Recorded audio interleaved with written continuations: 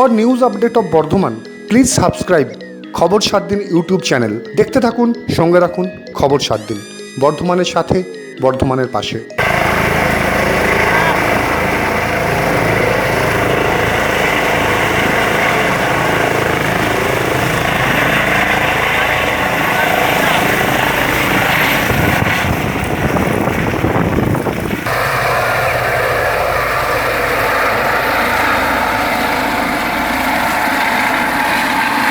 22 April Purbasthali Dewandighi শেয়ারা বাজারে পরপর বর্ধমান জেলায় 3টি জায়গায় নির্বাচনী সভা করবেন রাজ্যের মুখ্যমন্ত্রী তথা তৃণমূল সুপ্রিমো মমতা বন্দ্যোপাধ্যায়।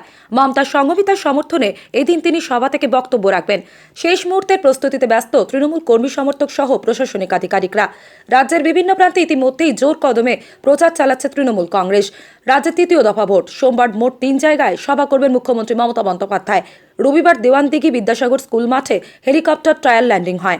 দেখুন, আমাদের মাননীয় মুখ্যমন্ত্রী মমতা বন্দ্যোপাধ্যায় যে আমাদের প্রার্থী মমতার সংঘমিতার সমর্থনে যে সভা হবে 22 তারিখে বেলা 2টোর সময়, তারই প্রস্তুতি আজকে বিভিন্ন রকমভাবে বিভিন্ন জায়গায় আজকে আমাদের হেলিপ্যাড থেকে আজকে অলরেডি হেলিপ্যাডের ট্রায়াল হয়ে গেছে এবং আমাদের বিভিন্ন এলাকা থেকে যেভাবে মানুষের সাড়া এবং আমাদের যেভাবে কর্মীরা আজকে প্রচার সংগঠিত করেছে, যাতে করে আমাদের মাননীয় মুখ্যমন্ত্রীর সভা এখানে মাঠ উপচে পড়বে এবং আমরা মানুষের যাতে কোনো অসুবিধা না হয় সেই জন্য আমরা এলসিডি টিভিও ব্যবস্থা করেছি, বিভিন্ন জায়গায় এলইডি লাগাচ্ছি। এছাড়াও আমাদের মঞ্চ, আমাদের কাজ প্রায় শেষের দিকে চলে এসেছে, আমাদের মাঠের কাজও আর শেষের দিকে। আগামীকাল বেলা 2টোয় আমাদের মাননীয় মুখ্যমন্ত্রী এখানে বক্তব্য রাখবেন। বৃহত্তরভাবে আমাদের 4টে আমাদের বিধানসভা থেকে আমাদের লোক এখানে আসবে, আমাদের বর্ধমান উত্তর, দক্ষিণ, ভাতার এবং আমাদের মন্তেশ্বর।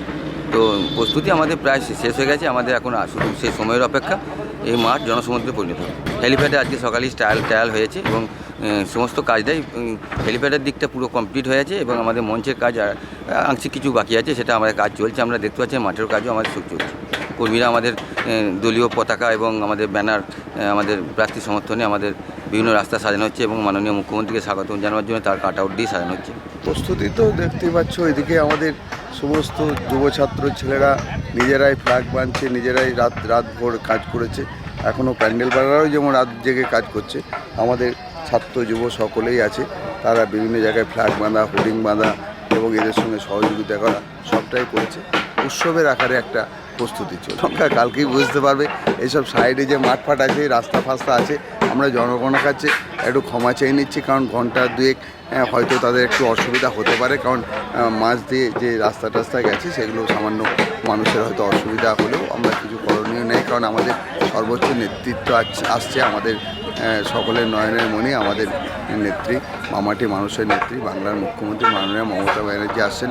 গ্রামগঞ্জের মানুষ অনেক দিন আশা করে আছে, তার মুখ থেকে শুনবে আগামী নির্বাচনের আমাদের ইস্তাহারে কী আছে, বা আমরা আগামী দিনে ভারতবর্ষের কোন জায়গায় যেতে চাই। বাংলার মুখ্যমন্ত্রী যে ডাক দিয়েছেন অখণ্ড ভারতবর্ষ করার জন্য, উন্নত ভারতবর্ষ করার জন্য, তার মুখ থেকেই তার কথা। দলীয় স্তরে কালকে তো 3 জায়গায় দিদিমণি সভা আছে, একটা পূর্বস্থলী, একটা আমাদের রায়নার আমাদের ইয়েতে ওই হাটে, আর একটা আমাদের এই দেওয়ানদিঘির ফুটবল ময়দান।